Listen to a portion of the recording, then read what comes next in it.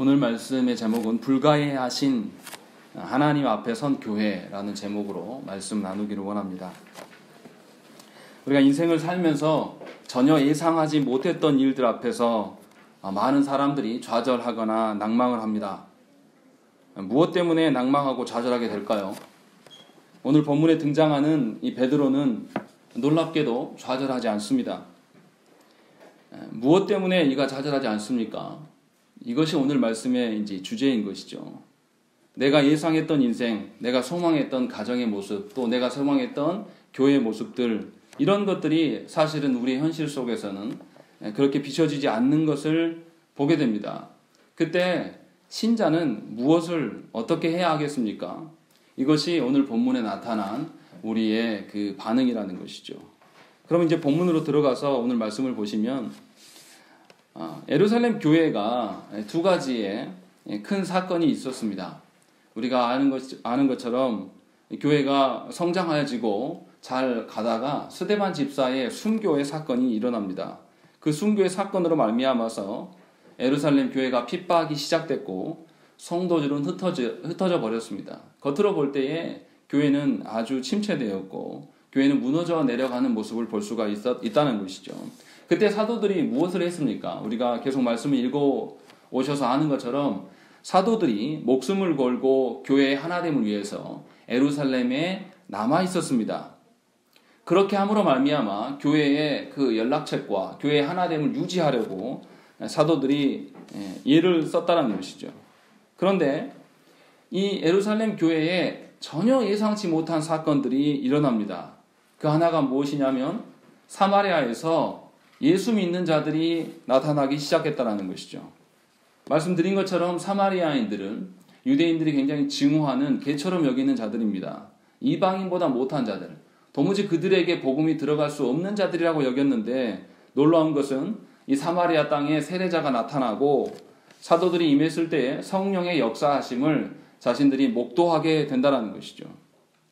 그리고 더 놀라운 사건은 무엇이냐면 예루살렘 교회를 핍박하고 예루살렘 교회를 무너뜨리는 그런 자로서 이 사울이 있었는데 이 사울이 회심하게 된 사건입니다. 그러니까 이 사울의 회심은 정말 놀라운 일이고 상상할 수 없는 그런 일들이었다는 것이죠. 이런 일련의 사건들 이후에 사도들에게 무엇인가 심경의 변화가 일어난 것으로 보입니다. 원래 사도들이 생각했던 것은 뭐냐면 예루살렘을 지키고 있는 것이 하나님의 뜻이고 교회를 유지해 가는 방편일 것이다 라고 생각을 했던 것으로 보여요.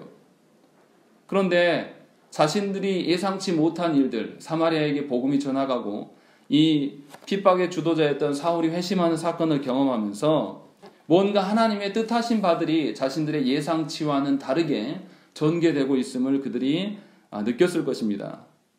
그래서 이 예루살렘 교회가 핍박당하고 흩어지는 것이 하나님의 또 다른 사역의 방편이 아닌가라고 생각한 것으로 보여집니다. 그래서 오늘 본문에 사도들의 수장격인, 사도들의 우두머리격인 이 베드로가 어디에 있습니까? 32절 말씀 우리 한번 읽겠습니다.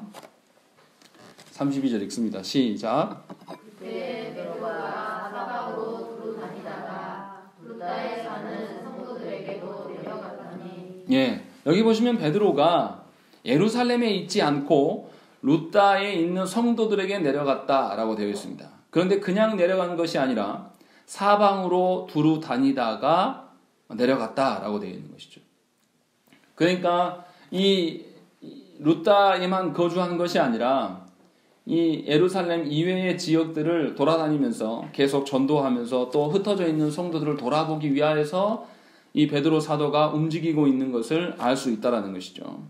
그러니까 사도들은 자신들의 역할이 예루살렘에 남아서 이 교회의 하나됨을 위하여서 거기에 있는 것이 자신의 역할이다라고 생각하지 않았다라는 것이죠. 자신들이 그 생각해왔던 방식이 아니라 유대인들에게 한정되어져 있던 복음이 아니라 이제 이방인에게도 이 복음이 열리기 시작하게 되었고 이 일들에 자신들이 동참해야 될 것들을 이들이 깨닫기 시작했다는 것입니다.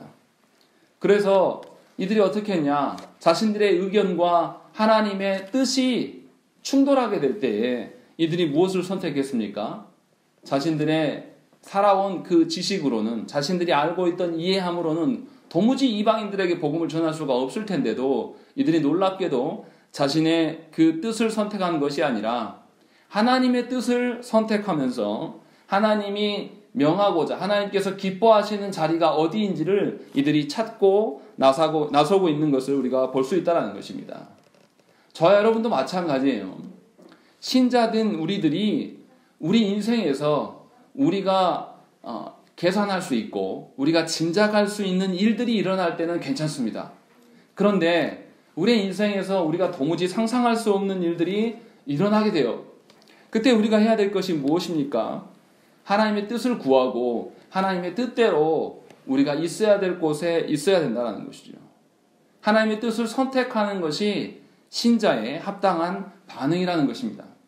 그래서 베드로 사도는 하나님께서 복음을 새롭게 여시는 것을 깨닫고 이제 그 복음에 열리는 그 장소에서 적극적으로 동참하는 자세로 참여하고 있는 것을 우리가 알 수 있다는 것입니다. 사울과 베드로가 교회를 향해서 복음이 유대에만 머물러야 된다는 생각의 틀을 깨는 모델로서 이 사도행전에서 등장합니다. 12장 이후로부터 13장에서부터 이제 이방인의 그 전도 여행이 직접적으로 시작되는데 그 전까지 이 예루살렘 교회에게 이방인들에게 복음이 전해야 될 그런 그 하나님의 전도의 방향과 방편이 달라졌음을 제시하는 두 인물이 누구냐면 바로 사울과 베드로입니다. 그런데 우리가 지난주까지 본 말씀에 보면 사울은 두 가지 사건을 치렀습니다. 예수 그리스도를 만나서 회심한 사건과 아나니아를 만나서 자신이 회심한 것을 예루살렘 공동체에게 공증받은 사건들. 그래서 하나님의 뜻이 뭔가 달라지고 있음을 그들에게 알려줬다는 것이죠. 그리고 이제 이 사울의 역할을 베드로가 받아서 12장까지 이 교회에 해야 될 일들에 대해서 계속 이끌어가고 있는 것을 우리가 볼 수 있는 것입니다. 그 중에서 오늘 말씀은 두 가지의 사건이 일어나는 것이죠. 우리가 읽으신 것처럼 하나는 병중에 있는 자가 치유되는 사건과 하나는 죽었던 자가 다시 살아나는 사건을 통해서 뭔가 하나님께서 새로운 패러다임을 열고 계신다라는 것을 이들에게 보여주고 있다는 것이죠. 누가가 아주 의도적으로 9장에서 사울과 베드로를 두 가지 사건으로 이렇게 연계해서 묶어주면서 새로운 사건이 전개되고 있고 새로운 방향성을 띠고 있는 것을 우리에게 알려주고 있다는 것입니다. 그런 점에서 오늘 이 9장의 치유의 사건은 굉장히 의미가 있는 일이고 교회의 전환기를 맞이해야 될 큰 사건이라는 것입니다. 그런데 오늘 이제 우리가 읽었던 본문에 치유한 사건과 뭔가 살아나는 사건이 나타납니다. 대부분 그 사복음서에서도 그렇고 많은 그 성경에 보면 병자의 치유가 대부분 불신자 위주로 치유되는 경향이 강했습니다. 그런데 오늘 본문에 보면 믿는 자의 치유 사건이 등장합니다. 뭐라고 되어 있냐면 32절에 루다에 사는 성도들에게 내려갔다. 그리고 그 성도들 중에 애니아라는 사람이 병들어 있었다라고 이야기를 하고 있는 것이죠. 그렇게 해서 뭔가 교회가 전에는 불신자들, 복음 전도의 방편으로서의 치유의 사건들을 기록하고 있는데 여기서부터는 이상하게 믿는 자들을 치유하는 방식으로 설명을 하고 있다는 것이죠. 이렇게 하는 목적이 있다는 것입니다. 하나님께서 복음이 이방인들에게 확장되어 가는 그 신호탄으로서 이 치유의 사건을 주시는데 우리가 생각하기에는 이방의 복음이 전달되려면 이방인들을 치유하는 것이 더 쉬울 텐데 이상하게 오늘 말씀에 보면 애니아도 그렇고 다비아도 그렇고 다 믿는 사람들이에요. 믿는 사람들을 치유하고 있는 사건을 제시하고 있습니다. 그것도 예루살렘 교회가 이제 복음의 방향성을 달리해야 될 상황인데 도리어 믿는 자들을 돌아보면서 치유의 사건들을 제시하고 있는 것입니다. 이것의 의미가 무엇일까요? 이것을 우리가 아셔야 된다는 것입니다. 복음의 확장, 우리가 복음의 확장의 측면으로 생각하면 당연히 안 믿는 자들을 치유해줘야지 잘 믿을 것 같은데, 믿는 자들을 치유하심으로 말미암아서 무엇인가 하나님의 일하심, 하나님께서 교회에게 하시고자 하는 말씀을 전달하고 있다는 것이죠. 우리가 먼저 한번 생각을 해봐야 돼요. 하나님께서 복음 전도의, 복음 전파의 사명을 담당할 교회들을 향해서 먼저 치유의 사건들을 보이고 있다는 것이죠. 일반적으로 우리가 치유 사건 하면 무엇을 떠올립니까? 육신의 치유만을 언급하는 경우가 강합니다. 그런데 하나님께서 치유하신다, 그리스도로 말미암아서 우리를 회복하신다, 이런 의미는 육신의 사건이 아닌 것이죠. 하나님께서 당신의 사랑하는 영혼의 그 치유하심은 죄와 사탄의 그 종노릇하던 그 사망의 그늘에 앉아있던 우리들을 건지심으로 말미암아서 죄로부터 자유케 하시고 놀라운 변화를 주시는 것이 하나님의 치유의 방편입니다. 그렇기 때문에 저와 여러분들은 궁극적인 치유가 무엇이냐라고 이야기했을 때 복음으로 말미암은 그 신자의 변화됨을 이야기하고 있음을 우리가 알아야 된다는 것이죠. 그런데 많은 신자들이 어떻게 생각합니까? 이 치유를 육적인 것으로 생각하고 있고, 또 거기에 더 문제는 뭐냐면 자신이 하나님으로 말미암아, 그리스도로 말미암아 변화되는 사건, 이 치유의 사건 앞에서 어떠한 태도를 취해야 되느냐, 이것이 중요한 것인데, 많은 신자들이 성도가 되어서 주의 교회를 위해서 섬길 때 어떤 방식으로 섬기려고 하냐면 자신이 갖고 있는, 이미 갖고 있는, 예수 믿기 전에도 갖고 있었던 그런 재능으로 하나님의 일을 감당할 수 있을 것이다라고 생각을 해요. 그래서 어떻게 합니까? 실제로 교회에서 직분자를 세울 때에 하나님으로 말미암아 변화됨을 활용할 수 있는 자를 세우는 것이 아니라 그냥 세상에서 탁월한 자를 직분자로 세우는 경향이 아주 강하다는 것이죠. 분명히 하나님께서 인간을 변화시키셔서 영혼을 치유하셔서 새로운 사람으로 만드셔서 새로운 사람이 되었기 때문에 하나님께서 그들을 사용하시고 교회되게 하시는데, 이상하리만큼 우리가 신자 되어서 하나님 앞에 섰을 때에 우리의 변화된 부분을 가지고 하나님을 섬기는 것이 아니라 이미 변화되기 전에 내가 갖고 있었던 그런 재능으로 하나님의 교회를 섬길 수 있다라고 생각한다는 것이죠. 그렇기 때문에 우리가 변화하려고 하는 의지가 부족한 것이죠. 그러나 분명하게 복음은 그러한 방식이 아닙니다. 복음은 세상의 기준과 가치로 전파되는 것이 아니에요. 하나님께서는 사람을 반드시 변화시키셔서 사용하십니다. 복음으로 변화된 경험이 없는 자가 하나님을 전적으로 신뢰할 수가 없습니다.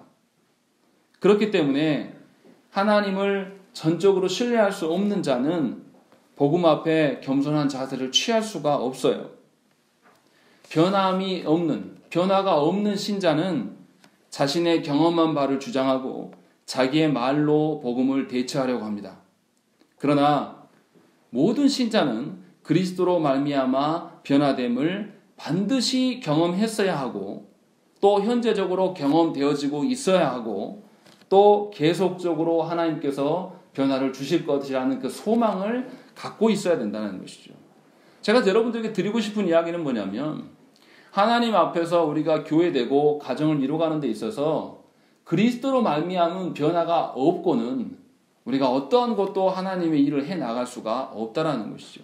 하나님께서 우리에게 자녀를 위탁해 주시고 또 우리에게 가정을 부여해 주시고 우리에게 교회를 주셨지만, 우리가 변화되는 그 방식으로 가정과 교회와 내 영혼을 돌아보지 않고 여전히 옛날 방식으로 내가 내 생각과 내 고집으로 말미암아 교회의 가정을 섬길 때에 하나님의 그 역사는 그곳에서 일어날 수가 없다라는 것입니다.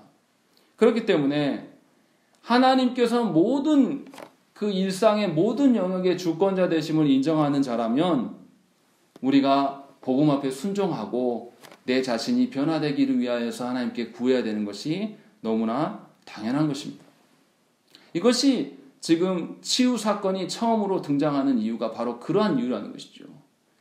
교회가 달라져야 될 것들, 예루살렘 교회가 유대인이라고 복음을 한정지었던 그 생각을 치유받고 변화되지 아니하고는 하나님께서 원하시는 복음의 전파 가운데 이용당할 수가 없다라는 것이죠. 쓰임받을 수가 없다라는 것이죠. 그것을 지금 이 예루살렘 교회에게 누가가 전해주고 있다라는 것입니다. 우리 역시도 마찬가지예요. 우리가 어떻게 하나님 나라를 이뤄가고 하나님께서 주신 교회와 가정을 세워갑니까? 우리의 언변이나 우리의 능력에 의한 것이 아닙니다. 우리가 그리스도로 말미암아 변화되는 그 변화됨으로 말미암아서 사람들이 하나님의 어떠하심을 보게 되고 하나님의 자녀로서 우리가 살아갈 수가 있다라는 것이죠. 자, 이제는 이 사건 하나하나를 우리가 한번 살펴보십시다. 먼저 루다에서 애니아의 그 사건과 또 욥바에서 다비다의 사건을 우리가 한번 살펴야 될 것입니다. 그런데 이 두 사건의 차이가 무엇입니까? 애니아의 치유 사건은 베드로가 주님의 감동을 받아서 자발적으로 어떤 행한 사건입니다. 그런데 다비다가 살아난 사건은 욥바에 있는 성도들이 믿음으로 자발적인 반응을 보여서 말미암아 일어난 일들입니다.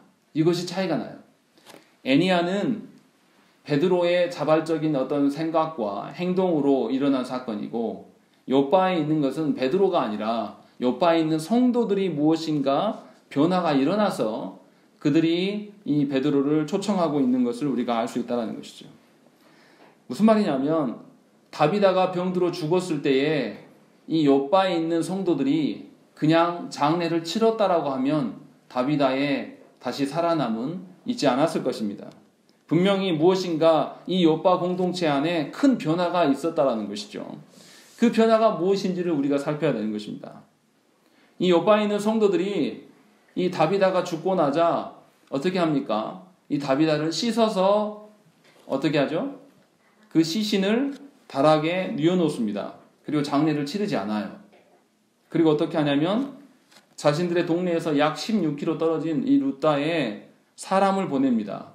애니아가 치유받았다는 사건을 들었고 그래서 치유하신 사도를 불러오기 위하여서 그들에게 사람을 보내고 있다는 것이죠.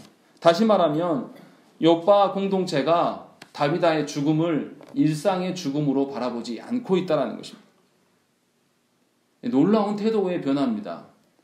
죽음 앞에 우리는 어떠합니까? 슬퍼하는 경향만이 아주 강해요. 그러나 그리스도인들 앞에 죽음은 다른 의미죠. 하나님 나라에 들어가는 관문으로서의 죽음인 것이지 결코 슬퍼할 문제가 아니라는 것이죠.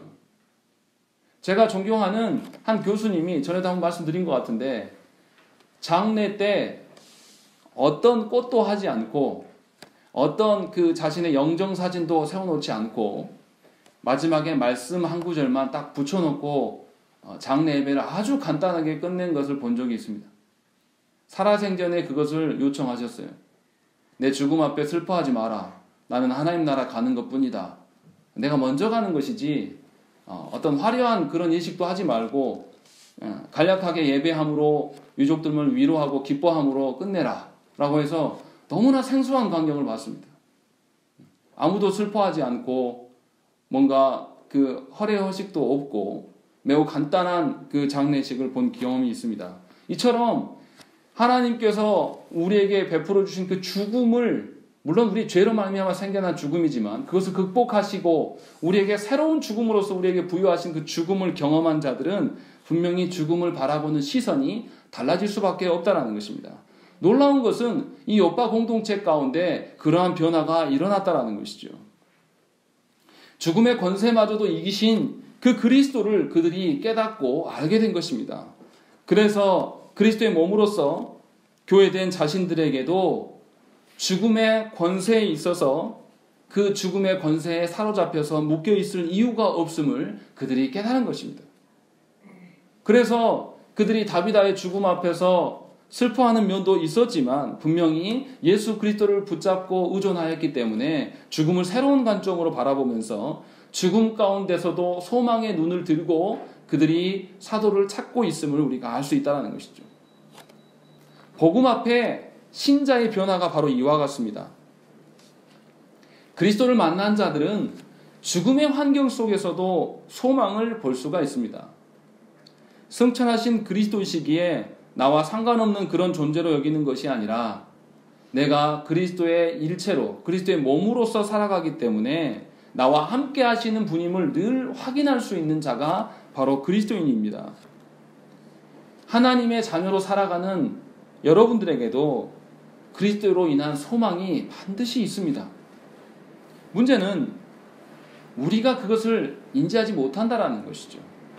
도리어 우리가 그리스도께 집중하는 것이 아니라 내 안에 내주하셔서 늘 나에게 말씀하시는 성령님께 우리가 집중하는 것이 아니라 보여지는 세상과 보여지는 세상의 방식대로 우리가 인생을 살아가기 때문에 그것을 볼 수가 없다는 것이죠. 그러나 분명하게 그리스도인들은 달라진 자들입니다. 세상의 어떤 그 신앙인들이 신의 이름 앞에 사람을 붙여놓습니까? 왜 그리스도인이라고 이야기하겠습니까? 이렇게 말하는 그런 종교는 없어요. 메시아 대신 그분의 그 사역을 사람으로 붙여놔서 우리가 그런 존재다, 우리의 정체성을 그렇게 한 단어로 말해주는 그런 신이 없다라는 것이죠. 그런데 하나님께서는 우리를 그리스도와 연합되게 하셔서 그리스도의 자녀로서 살 수 있게끔 길을 열어놓으셨다는 것이죠. 그래서 그리스도인은 세상의 방식으로 살지 않습니다. 그래서 그리스도인들은 세상에서는 죽은 자처럼 살아갈 수 있다는 것이죠. 그러나 그리스도께서 손님이심으로 말미암아서 우리의 눈이 떼어지고 세상은 도무지 볼 수 없는 성령 하나님의 역사하심을 우리가 늘 경험할 수 있다는 것이죠. 그러니까 저와 여러분들은 그리스도의 그 부름에 응답하는 자로서의 일생을 살아가는 자들입니다. 그렇기 때문에 여러분들은 늘 소망 가운데 계시는 거예요. 지금은 육신에 사로잡혀서 육신의 연약함으로 인하여서 육신의 일들이 괴롭고 어려움으로 다가올 수 있지만 그 과정 속에서도 분명히 소망을 바라보면서 소망을 노래하는 자로 우리가 살 수 있는 그런 권세를 삼위 하나님께서 우리에게 부여하고 계심을 잊지 마셔야 된다는 것입니다. 이 오빠 공동체가 바로 그것을 경험하였고 그렇기 때문에 다비다의 시신 처리 방식에 있어서 전혀 다른 방식으로 대하고 있음을 우리가 알 수 있다는 것입니다. 그리고 이 오빠 공동체의 초청 앞에서 베드로가 어떻게 반응합니까? 베드로가 어떻게 자신 있게 다비다야 일어나라 이렇게 말할 수 있었던 것일까요? 이것이 굉장히 중요합니다. 첫 번째는 베드로가 예수님의 모범을 따르고 있음을 우리가 알 수 있습니다. 예수님께서 가버나움에서 중풍병자에게 뭐라고 하시냐면 일어나 네 상을 가지고 집으로 가라 이렇게 말씀하셨어요. 그런데 베드로도 34절 말씀 보시면 비슷한 이야기가 나옵니다. 34절 말씀 우리 한번 읽겠습니다. 시작. 베드로가 이르되 왜냐하여 예수 그리스도께서 너를 낫게 하시니 일어나 내 자를 구원하라 하되 곧 일어나니. 네, 예수님의 말씀하심과 너무나 닮아 있어요. 그리고 또 이 다비다를 살리신 사건도 예수님께서 야이로의 딸을 다시 살리신 것을 연상할 수 있도록 되어져 있습니다. 야이로의 딸을 예수님께서 이렇게 세우실 때 아람어로 뭐라고 합니까? 달리다 쿰이라고 이야기합니다. 그런데 이 베드로도 뭐라고 이야기하냐면 우리 성경에는 그렇게 안 나와 있는데요. 40절에 보시면 다비다야 일어나라 이것을 아람어로 바꾸면 다비다 쿰 이렇게 됩니다. 한 음절 차이만 있는 것이지 예수께서 하시는 방식과 동일하게 이 베드로가 하고 있음을 우리가 알 수 있다는 것이죠.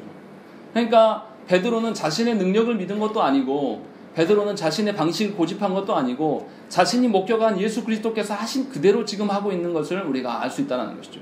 철저하게 예수 그리스도의 행하심에 기대서 그가 사역하고 있음을 우리가 볼 수 있는 것입니다. 그리고 두 번째는 베드로는 자신의 능력을 의존하지 않았습니다. 34절에 보시면 베드로가 뭐라고 이야기를 합니까? 애니아한테 예수 그리스도께서 너를 낫게 하신다라고 선언합니다. 또 죽은 다비다를 향해서 일어날 것을 선언하기 전에 뭐라고 합니까? 우리 40절의 말씀 우리 한번 읽어보겠습니다. 읽겠습니다. 시작. 베드로가 사람을 강하게 보내고 무릎을 꿇고 기도하고 돌이켜 시체를 향하여 이르되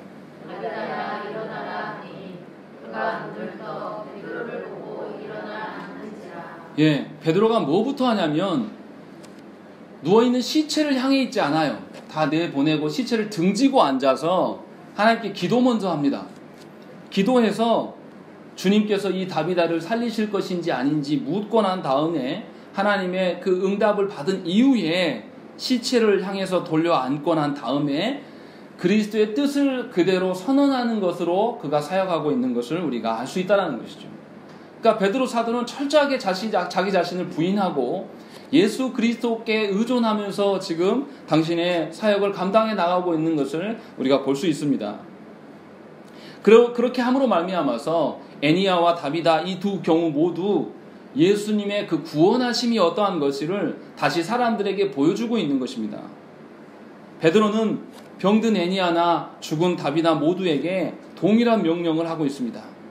일어나라 라고 명령하고 있습니다. 그런데 이 헬라어 단어가 하나님께서 예수님을 일으켜 세우시는 단어와 똑같은 단어예요.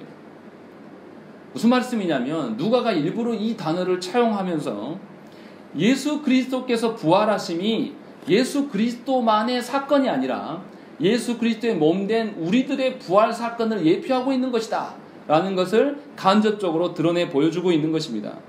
그렇기 때문에 저와 여러분들은 예수 그리스도의 몸으로서 살아가기 때문에 우리 안에 부활의 소망이 있을 수밖에 없는 것이고 그것을 근거로 말미암아 우리가 드러낼 것은 오직 예수 그리스도 외에는 나타낼 것이 없다라는 것입니다. 그러니까 저와 여러분들이 살아가는 근거가 이 땅의 어떠함이 아니에요. 예수 그리스도의 그 어떠하심에 말미암아서 우리가 살아가는 자들임을 우리가 깨닫고 아셔야 된다는 것입니다. 보여지기는 돈의 문제인 것처럼 보여지고 보여지기는 사람의 관계의 문제인 것처럼 보여지고 보여지기는 어떤 질병의 문제인 것처럼 보여지지만 실상은 그 안에 서 계신 예수 그리스도가 모든 것의 출발점임을 저와 여러분들이 아셔야 된다는 것이죠. 그러니까 베드로 사도가 드러낸 것은 그저 예수 그리스도밖에 없는 거예요. 우리가 이 말씀을 읽고 우리는 질병이 치유된 것, 또 죽은 자가 살아난 것에 우리가 집중하지만 사실은 누가가 우리한테 전하고 싶었던 이야기는 예수 그리스도로 말미암아 그러한 일들이 일어나는 것이다. 치유됨이나 살아남이나 그 다양한 방식들에 대해서 여러 가지 방편이 있을 수 있지만 궁극적으로 모든 해결책은 예수 그리스도시다 라는 것을 우리에게 말씀하고 있다는 것입니다. 이것이 베드로가 지금 하고 있는 행위라는 거죠. 그러므로 말미암아서 두 기적 모두 다 무엇을 드러내냐면 삼위 하나님의 영광을 드러내고 있는 것입니다. 우리 35절 말씀 한번 보겠습니다. 35절 읽겠습니다. 시작.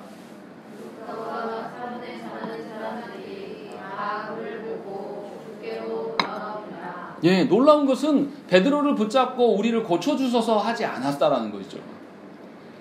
그리스도를 발견했다라는 거죠. 베드로의 사역을 보면서 그리스도께 돌아왔다라는 거죠. 또 42절 말씀 보십시다.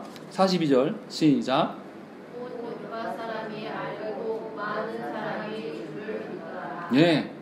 죽었던 자를 살린 사건을 통해서 베드로가 영광 가운데 서게 되는 것이 아니라 놀라운 것은 요빠 사람들이 다 주를 믿게 되었다는 것이죠. 베드로 사도가 철저하게 자신을 감추고 오로지 예수 그리스도만을 증거하고 그러한 증거의 방편으로 섰을 때에 모든 사람들이 하나님의 영광 가운데 거하면서 회심으로 들어왔다는 것을 우리가 볼 수 있다는 것이죠. 베드로는 어떤 사람이었습니까? 의심이 아주 많은 제자였습니다. 예수께서 물 위에 걸으시면서 베드로에게 걸어오라고 이야기하셨을 때 베드로가 어떻게 했습니까? 걷다가 물에 빠진 자예요.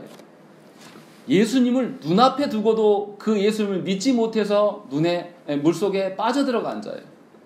그랬던 그가 놀라운 변화를 경험하고 있는 것이죠. 이제는 풍랑이 문제가 아니라 치유하는 것, 또 죽은 자를 살리는 일들을 예수 그리스도를 신뢰함으로 말미암아 시행하고 있는 것이죠. 베드로의 그 놀라운 변화, 이 베드로의 놀라운 변화가 베드로를 둘러싸고 있는 이 루다와 요빠 공동체에게 더 큰 은혜를 부여한 것을 우리가 알 수 있다는 것이죠. 오로지 예수 그리스도로 말미암아 변화된 이 베드로의 변화가 그 공동체에 큰 힘과 능력이 된 것을 우리가 알 수 있다는 것이죠. 이처럼 신자된 저와 여러분들의 삶의 모든 근거와 소망은 바로 예수 그리스도십니다. 어떠한 영혼이 변화되기를 위하여서 여러분들이 목적을 놓고 기도하고 계십니까? 그렇다면 여러분들 기도하기에 앞서서 여러분들 자신의 영혼이 그리스도로 인하여서 철저하게 변화되기를 위해서 기도하십시오. 여러분들이 그리스도로 말미암아서 변화되어서 오로지 그리스도로만 변화됨을 드러내기만 한다면 여러분들이 기도 제목을 놓고 있는 그 영혼이 여러분들의 행위를 통해서 여러분을 보는 것이 아니라 그리스도를 보게 된다는 것입니다. 정말 영혼의 변화를 꿈꾸시기 소망합니까? 그렇다면 여러분들의 영혼의 변화를 놓고 하나님께 구하십시오. 그것이 나를 살리는 길이고 내가 목적을 두고 놓고 기도하고 있는 영혼을 살리는 방식입니다. 하나님께서 우리에게 요구하시는 바가 바로 이거예요.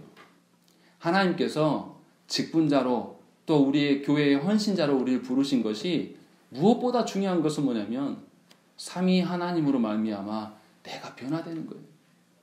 지금 당면한 문제가 아니라는 것이죠. 지금 내 안에 떨어져 있는 어떤 질병의 문제들, 자녀들의 문제들, 어떤 가정의 문제들, 돈의 문제들, 이러한 문제가 우리의 당면한 문제가 아니라 그리스도로 말미암아서 변화되어야 될 문제가 우리가 당면할 문제라는 것이죠. 더 냉정하게 말씀드리면 여러분들의 자녀의 영혼이 먼저가 아니라 여러분들의 영혼이 주 앞에서 변화되는 것, 그것이 훨씬 더 중요한 일이고 질서 있는 순리라는 것입니다. 우리가 그리스도로 말미암아 변화되지 않으면서 누구에게 예수 믿으라고 누구에게 예수 그리스도를 증명해낼 수가 있겠습니까? 우리의 언변으로 우리의 실력으로 예수 그리스도를 증거할 수가 없어요. 다만 우리의 연약함으로 예수 그리스도를 증거하는 방법이 있습니다. 그것이 무엇입니까? 우리의 전혀 바뀔 것 같지 않았던 그 부분이 예수 그리스도를 의지함으로 말미암아서 변화받는 것, 이것이 그리스도를 전하는 가장 강력한 방식입니다. 그래서 하나님께서는 이 이방 선교를 앞두고 있는 이 예루살렘 공동체에게 치유의 사건을 보여주셨는데 그 치유의 사건이 누구의 치유냐면 바로 먼저 교인된 자들, 너희가 변화되어야 되지 복음이 시작된다 라는 것을 보여주고 있는 것입니다. 베드로는 치유와 죽은 자를 살린 사건 이후에도 계속해서 욥바에 남아 있습니다. 43절 말씀 한번 읽어보겠습니다. 읽겠습니다. 시작. 욥바에 여러 날 있어 시몬이라 하는 무두장이의 집에 머무니라 라고 그랬죠. 베드로가 의도한 것인지 의도하지 않은 것인지 조금 애매합니다. 그런데 베드로가 의도하지 않았을 것으로 추정이 돼요. 왜냐하면 갈라디아에서 바울이 베드로를 아주 혼냅니다. 왜 혼내냐면 베드로가 이방인들과, 그러니까 부정한 자들하고 음식을 먹고 있다가 예루살렘에서 뭔가 파견된 자들이 나타나니까 베드로가 그 자리를 도망쳐서 숨습니다. 그러니까 바울이 이것을 베드로에게 지적해요. 어떻게 이방인들에게 복음을 전하는 사도인 네가 그렇게 이방인들과 함께하는 것을 창피할 수 있냐? 합당하지 않다라고 나중에 총회 자리에서까지 이야기를 합니다. 베드로의 그런 면모를 보면 추정컨대 베드로가 지금 욥바에 남아있고 지금 어느 집에 있습니까? 무두장이 집에 있어요. 무두장이가 뭐 하는 사람입니까? 동물의 가죽으로 제품을 만드는 자예요. 동물의 가죽으로 제품을 만든다는 것은 살아있는 짐승을 만질까요? 죽은 짐승을 만질까요? 죽은 짐승을 만지작거리는 자예요. 유대인들에게 죽은 시체를 만지는 것은 어떤 것이죠? 부정한 것 중에서도 부정한 자예요. 자기 공동체 안에 머물지 못해요. 부정한 것을 만든 자는 아예 외진데 혼자 살아야 돼요. 그런데 이 무두장이 집에서 여러 날 베드로가 머물러 있다는 것이죠. 이것이 말하고 싶은 이야기는 뭘까요? 우리 10장으로 보시면 이것을 일부러 누가가 언급하고 있는 것을 봅니다. 6절 말씀 보십시오. 그는 무두장이 시몬의 집에 유숙하고 있다 라고 이야기하고 있고 32절에도 보시면 사람을 욥바에 보내어 베드로다 하는 시몬을 청하라. 그가 바닷가 무두장이 시몬의 집에 유숙하느니라 라고 되어 있습니다. 일부러 누가가 베드로가 욥바의 무두장의 집에 있다라는 것을 여러 번 강조하고 있는 것입니다. 이 말은 뭐냐면 이 예루살렘 모든 공동체들에게 이제는 정하고 부정한 것의 기준이 달라졌다. 과거의 율법에 의해서 죽은 시체를 만지는 것이 부정한 것인 것이 아니라 예수 그리스도를 알지 못하는 일들이 부정한 것이다라는 것을 은연중에 드러내고 있는 방식으로 지금 설명하고 있는 것을 볼 수가 있다는 것입니다. 그러니까 이 짧은 구절 안에서 이 짧은 치유의 사건을 통해서 또 베드로의 기거하는 모습을 통해서 분명하게 복음이 어떤 방식으로 전해져 가고 있는가를 우리가 알아야 된다는 것입니다. 하나님께서 우리 인생을 또 우리 교회와 가정을 이끌어 가시는 방식은 우리가 짐작하고 우리가 예상할 수 있는 방식이 아니라는 거예요. 무슨 말씀이냐면 우리가 믿는 하나님은 우리 인간의 이성으로 우리 인간의 어떠함으로 알 수 없는 하나님이에요. 그런 하나님이 우리 삶에 관여하셔서 일하시기 때문에 우리가 짐작되어지는 인생, 우리가 예상된 인생을 살지 않는다는 거예요. 불가해하신 하나님, 도무지 우리로서는 알 수 없는 그 하나님이 우리를 사랑하셔서 우리에게 오셔서 계시하여 주심으로 말미암아 우리가 조금 하나님을 아는 거 가지고 이것을 가지고 우리의 인생의 모든 일들을 해석하려고 하지 말라는 거예요. 우리의 인생에 벌어지는 일들은 우리가 이해할 수 없는 하나님이 하시는 일이에요. 그렇기 때문에 우리 인생 가운데는 늘 우리가 예상치 못한 일들이 늘 일어납니다. 그때 우리가 해야 될 게 무엇이겠습니까? 당황하거나 내 예상과 벗어나기 때문에 거기에서 좌절하거나 낭망할 것이 아니라 뭘 봐야 되죠? 하나님께 물어야 됩니다. 우리는 누구를 믿냐면 우리가 이해할 만한 분을 믿는 게 아니에요. 전혀 우리가 이해할 수 없는 그 크고 높으신, 우리가 도무지 상상할 수도 없으신 그 하나님을 믿는 것이고, 교회는 그러한 하나님의 방식으로 세워져 가는 것이 교회란 말이죠. 또 가정도 마찬가지죠. 하나님께서 다루시지 아니하면 도무지 존재할 수 없고 살아갈 수 없는 것이 교회와 가정입니다. 하나님께서는 그 크고 높으신 하나님께서는 우리가 이해할 수 없는 방식으로 우리의 가정과 교회와 내 영혼을 이끄심을 저와 여러분들이 믿으셔야 된다는 것입니다. 이것을 믿는다는 의미가 무엇입니까? 내가 짐작되어지고 내가 예상되어지는 방식으로 교회를 바라볼 것이 아니고, 내가 짐작되고 내가 예상되는 방식으로 내 가정과 자녀들을 바라볼 것이 아니라는 것이죠. 전혀 예상치 못한 일들이 일어났을 때 우리가 눈물 짓기보다는 도리어 하나님께 묻는 것이 하나님을 더욱 신뢰함으로 말미암아서 변함없는 그 안정과 변함없는 그 우리의 평안이 하나님께 있음을 확인하는 것이 신자가 해야 될 전부라는 것입니다. 그러니까 하나님께서 우리 시대 가운데 우리를 불러두신 것이 얼마나 큰 의미인가를 한번 생각해 보십시오. 우리 시대에 교회가 얼마나 많이 욕을 먹습니까? 우리 시대에 예수 믿기가 얼마나 팍팍합니까? 또 우리의 인생사를 돌아보면 내가 내 뜻대로 우리 자녀들이 자라주고 내가 원하는 대로 우리의 가정이 세워져 가십니까? 그렇지 않지 않습니까? 얼마나 인생이 고달프고 괴롭습니까? 그러나 도리어 우리의 인생이 고달프고 교회가 욕을 먹는 시대에 살아가기 때문에 우리는 하나님의 크고 높으심을 더 확실히 볼 수 있는 시대를 살아가고 있는 것입니다. 그래서 인생의 문제 앞에서 또 교회의 크나큰 닥친 위기 안에서 우리가 해야 될 게 무엇이겠습니까? 하나님께 묻고 오로지 예수 그리스도를 드러내는 방식으로 우리가 살아가는 것이 우리가 해야 될 전부임을 믿고 또 그렇게 사시기를 간절히 축원합니다. 우리 함께 기도하겠습니다.